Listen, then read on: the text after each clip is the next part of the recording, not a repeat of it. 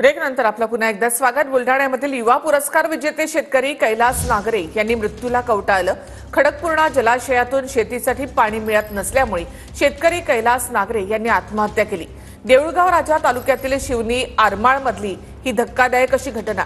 4 पानांची suicide note लिहित कैलास नागरे यांनी आत्महत्या केली आहे। शेतकरी कैलास नागरे यांना राज्य शासनाचा युवा पुरस्कार देखील मिळाला होता। न्याय पाहिजे नाही तर आमची आत्महत्या ही लवकरच होऊन नाही, लवकर निकाल लागला शेतीचा निकाल लवकरात लवकर लागलाच पाहिजे।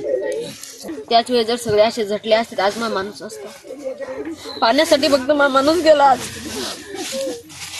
वावर सोडून देऊ त्याला त्यांनी ऐकले सोडून देऊ म्हणजे आहे आणि आपल्या पोराला नाही वावर राहिलं चालन पण वावर इकून टाकायची काहीच ठेवायची नाही।